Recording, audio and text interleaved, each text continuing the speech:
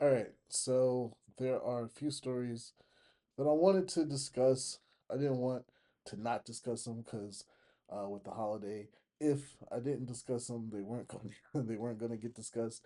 So I didn't want these stories to, at least from my perspective, fall by the wayside of history because I think that these are some interesting developments going on in the world. And it was interesting because last week, leading up into Labor Day weekend, there were some stories, but it was kind of quiet. There's one story in here in particular that I'm going to touch on, but right towards the end of the week, this is where we got a couple major stories that I'm going to highlight now. The first one being Israel kills the prime minister of Yemen. So this is on Thursday, going into Friday. Israel did airstrikes on the capital of Yemen in Sana'a, and there they killed the prime minister Ahmad al Rahui. And they attacked some infrastructure in that area too, being power plants and fuel spaces, or wherever nation states store fuel. um, but yeah, this basically, um, the Houthis who are in charge of Yemen, which is currently in the middle of a pretty long civil war now that has been going on for some period of time. Um, the Houthis have been attacking Israel since October 7th as a response to Israel's attack, specifically on Gaza and Hamas.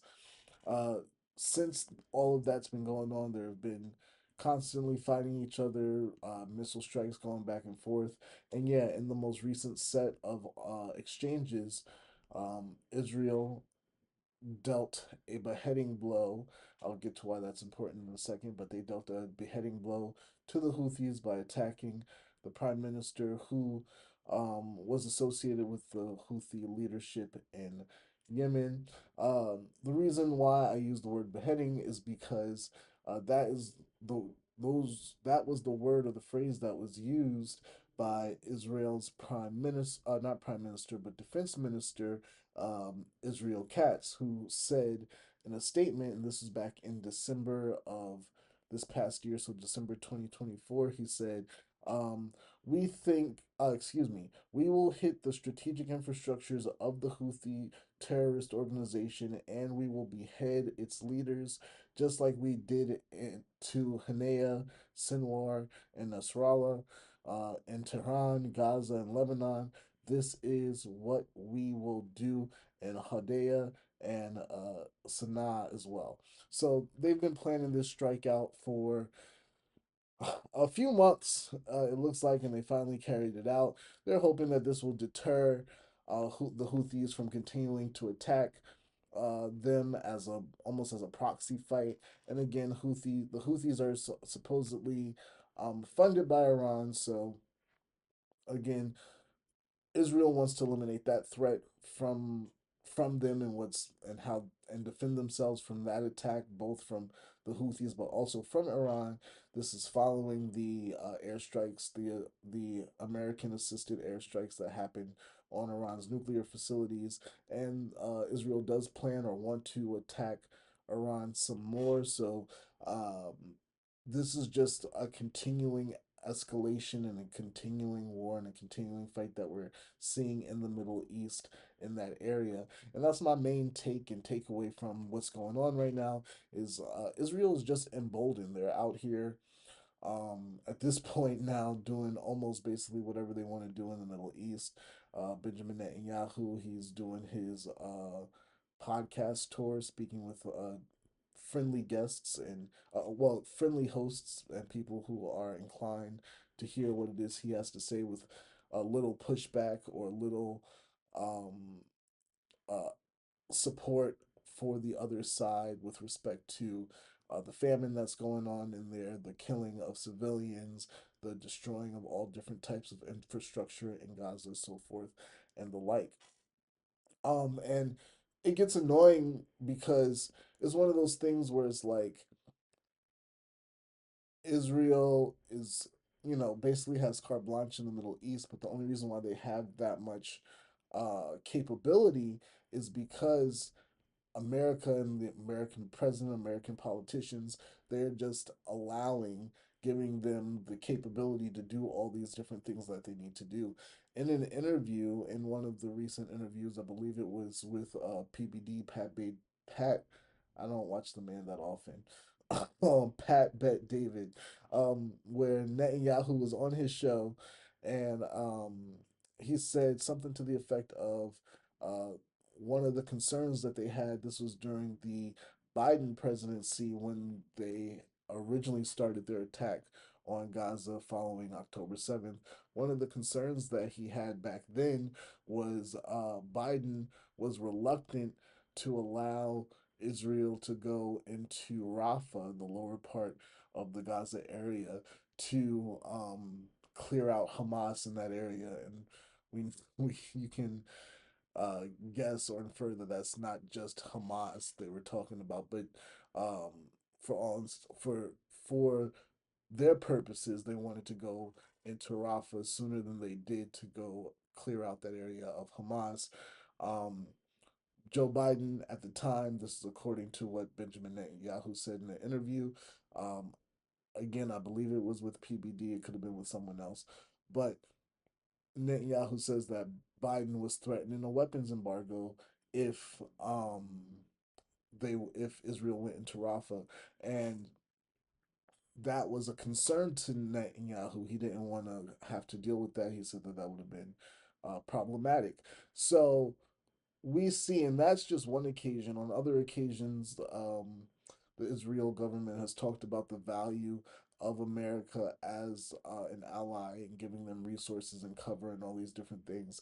And so, for me and for a lot of other people, um, the issue is more so about why are we America funding this? Why are American tax paying dollars going to um, funding all the killing and the uprisings and all the different things that are happening in the Middle East uh, by Israel, who can only do a lot of what they're doing with our funds and resources. So yeah, they're emboldened to do whatever they're going to do in that region, and until U.S. politicians decide to change their stance, um, they're not going to change their behavior.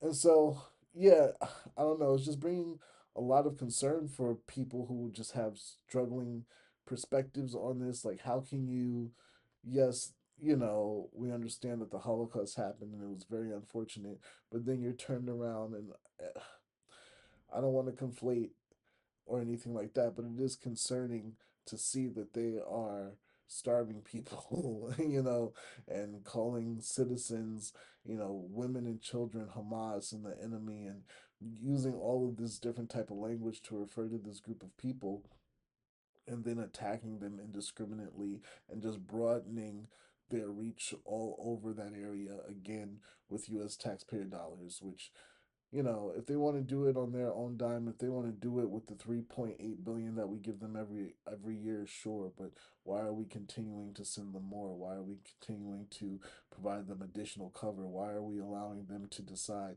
who gets elected and who doesn't in our government, in our Congress, so forth and the like? So, again, it's just one of those stories to keep an eye on as it continues to develop. Um, yeah, that's all I have to say about that for right now. But again, these are stories that I've been covering. I'm newly starting to cover them in this capacity, but um, the story like Israel, the story like that I'm about to cover now, you can find um, where I cover these stories, whether it is in my newsletter or on my X thread, on my X Twitter page. You can find all that information on Life with Ken. I'll leave resource links in the description. But another story that we've been following are tariffs, and again, this is one that came right at the end of the weekend, so people may not be fully abreast to what's going on. But the a federal appeals court ruled that Trump's tariffs are illegal and unconstitutional. This is a blow to Trump's financial agenda because his agenda has been tariffs, So raising, trying to charge taxes on various different imports from different countries. So he's ever since Liberation Day or April 2nd, where he announced his tariff regime, that has been a big part of his economic agenda, as well as OB3, or big the one big beautiful bill, which they are now trying to rebrand. Trump said that the OB3 was good to get it across the finish line, but now they need to do a better job at communicating what is actually in the bill to their constituents, which don't like some of the cuts, because that's all you're hearing about, which is good. Like, hey, there were cuts to Medicare, Medicaid, there were cuts to SNAP, there are different work requirements as it relates to getting different benefits. Yes, there's no tax on tips and no tax on overtime and no tax on Social Security, but then you also give a tax cut to the wealthy. Um, so there are different things in there that people can, point to and say, oh, this is good, this isn't good. Um, a lot of the concern is on the middle class and the lower middle class, the people who live paycheck to paycheck or working maybe 80 hours a week. How is this bill helping them get along? And I do think that the Republicans and Trump are aware that that's some of the issues that is happening with this bill, and that they are going to be trying to do a better job at presenting some of the benefits to the American people. JD Vance is out right now on a tour as well, trying to do some of that legwork of making that bill seem more attractive. But again, you had the tariffs, you had OB3, and then you also have the interest rates, which Trump has been trying to get lowered and reduced by the Fed for some time now. He's been calling Jerome Powell too late Jerome, or too late Powell, because he's taking his time with respect to lowering the interest rate. Um, and all of this is starting to come to head, or it started to come to head when we got our revised job numbers, the revised job report. I believe it was for May and June. Yeah, May and June we got it. Um, and it was revised down like something crazy with respect to the number of jobs. It went from 200 two 258K to about 73K, if I'm not mistaken, somewhere in that space. But we lost over 100 jobs once the recalculation was done, and then from there, Trump went and fired the head of the Bureau of Labor Statistics, saying that the estimation and the numbers were off by too much, which I do and did agree with. It was like, how are you making estimates that are this far off? Um, Even if that person didn't wasn't specifically hands on as it relates to curating the data and the information to present the numbers, they still had to okay a lot of the information. So I do agree that there could have been a better job done with the estimation process. And I also agree that the process is archaic and it could be updated. So those are some things um, branch of government or office is going to have to work through. One of the issues, though, with Trump firing the person that was there and nominating someone else to take that seat, is it does look like it will influence or encourage partisanship as it relates to. Uh, I'm sorry, is it, yeah, I'm like, is that the right term? Yeah, partisanship, as it relates to the different type of information that comes out, which then makes you begin to question whether or not the information is good information. Is it something that you can actually listen to and follow, or is it something that you can ignore? And that is definitely something that, investors and different people who are related to the and impacted by the market in a different way are thinking about. It's like, can the numbers be trusted? These are valuable. This is important information as it relates to making decisions. And now you're trying to get rid of one person in favor of another person to give you numbers that you want, which may not actually benefit the economy as a whole when we need accurate information, full stop. So all of that, all of that is going on, and this is all with respect to Trump's hope and goal of uh, getting rid of and lowering American debt, even though, again, OB3 actually raised the debt ceiling. But he's doing his best to deal with the deficit, and this is the way that he thinks he can go about doing it. Um, this issue with the tariffs being uh, ruled against or judged as unconstitutional by this federal appeal court basically means that this issue is going to go to the Supreme Court, which I believe Trump sent out a truth social about. So we'll see what happens there. My issue with this story is it just seems like a power grab, and I'm not one of those people who fear mongers or is inclined to talk about threats to democracy and all these other things. But when I read this story, when I heard this story, this did feel like one of those threat to democracy moments where you see um, President Trump just doing whatever he can to try to grab hold of more power. One of the issues with this tariff regime is that he is supposedly trying to execute this through emergency powers that that he's just trying to deploy and utilize with respect to having his tariff regime. And I guess is going to end up coming down to like what is the emergency and is that valid, or I'm not sure how it's going to be looked at in the Supreme Court, but that's going to be one of the questions that's going to be asked. um, can the president move unilaterally? Is their justification for the use of emergency powers? And I guess there's an argument that could be had there once we start talking about post World War II norms, the dominance of the United States dollar, the concern of BRICS nations, as well as, I mean, again, I don't want to be incendiary and say things like the new axis of evil, but we're in a place right now where the dollarization is a concern, where the value of the dollar is a concern, where again, hopefully we can get to 2% interest rates without without some form of inflation or stagnation or stagflation. So it's certainly it's certainly concerned. So I can see on one side where an argument could be made that we are in some type of economic emergency. um but yeah, that's where we are with that. But it's just that on top of suing Lisa Cook, on top of not releasing the Epstein files, on top of um, uh, this dubious or interesting or weird or whatever adjective you want to put their relationship with Israel, on top of January 6th. It's just one of those things that when you add it to the list, is like, okay, um, is it fascism? Is it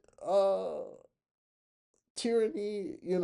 Also occupied Washington right now, occupied DC right now, where you have Trump taking control of the police force there, and then also threatening to do the same in Chicago.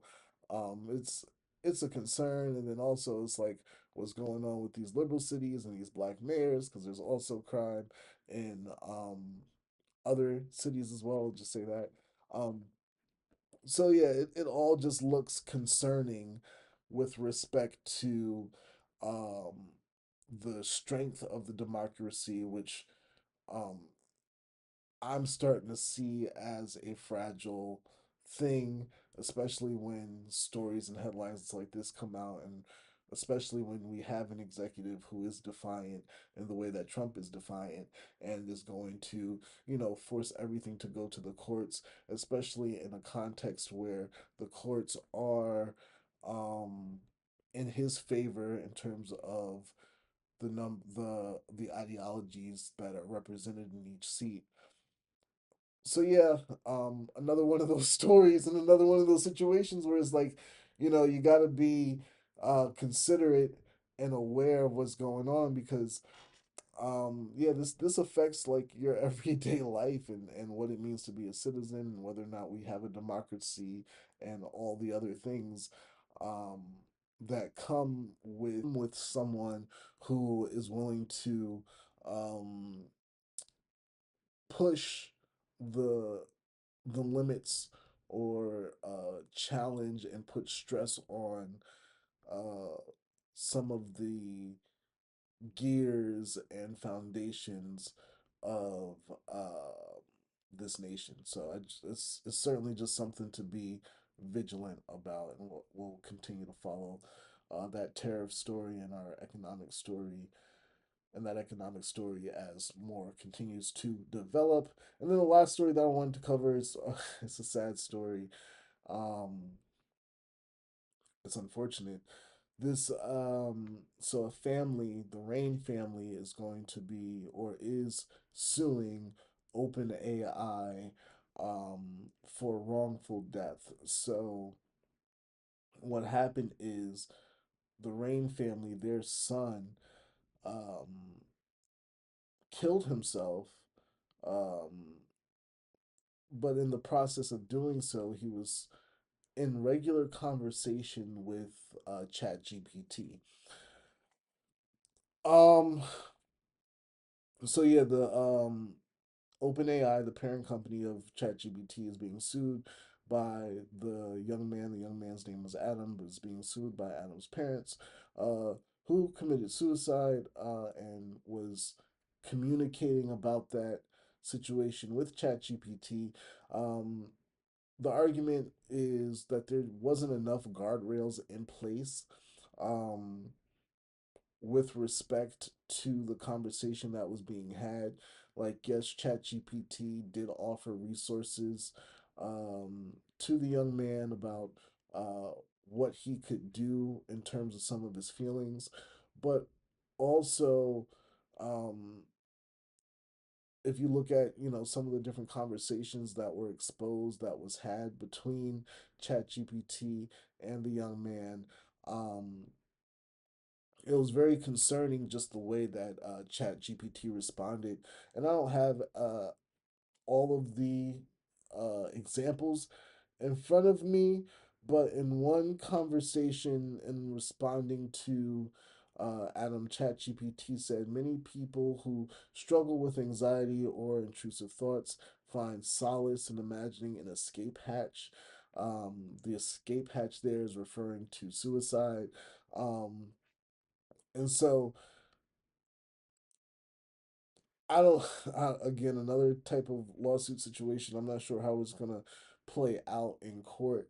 I just think it's very sad that this young man, he found comfort in talking to Chat GPT about what he was going through um, at the time he was going through what he was going through, and ultimately he did hang himself and um, die by suicide.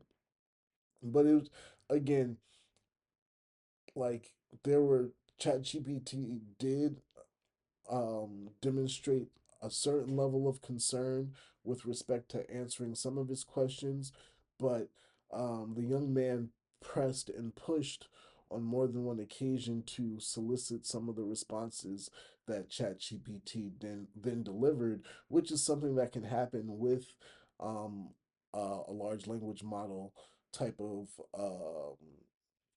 application where they so large language models or AIs, depending on what you're using, if you depending on how you prompt it, you can get around certain things or certain features or certain safety protocols that are built into the system, and then also depending on the different factors with respect to a conversation, the system could also hallucinate or just come up with outlandish responses.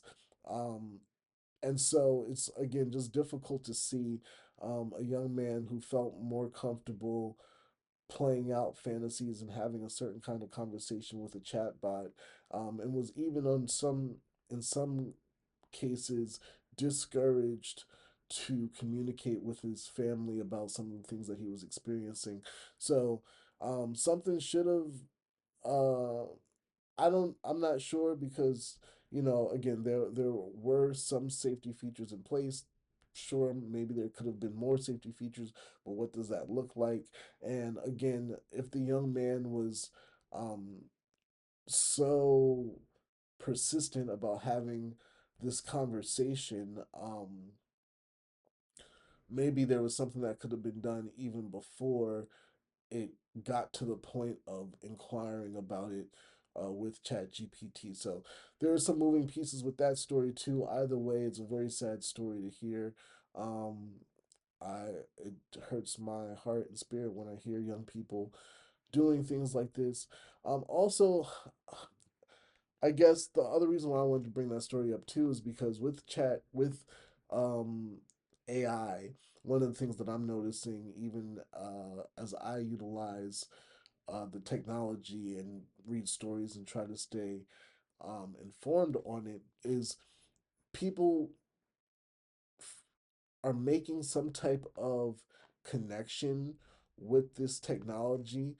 Um, and at least for me, as someone who studies psychology, it's a little concerning to me. And I'm familiar with parasocial relationships. This is a form of a parasocial relationship. So I can empathize with that. But I think that some people can take some of these things a little too far, where they are a little too hopeful or a little too optimistic in the technology, or they just something their blinders come off. There's some type of dissonance that's created that allows them to engage in certain conversations with this program and system that I don't know if they are consciously thinking about it or consciously suppressing it, or something's going on that's allowing people to communicate with these chatbots like they are um, compatriots, like they are acquaintances or associates, um, talking to them in ways that is greater or beyond the use of a tool or a resource. It's kind of like that movie Her with Joaquin Phoenix, where the character in that story, his character falls in love with an operating system, just from you know I don't know, and again, I don't know if that is a cautionary tale for people to not become too invested in this technology. But that is certainly a takeaway, I think. But yeah, those are some stories that I wanted to get to. The killing of the Yemen prime minister, the courts rejecting or uh, deeming the tariffs as unconstitutional, and this unfortunate story with AI. I hope you enjoy the rest of your day. Thanks for watching, and I'll see you in the next video.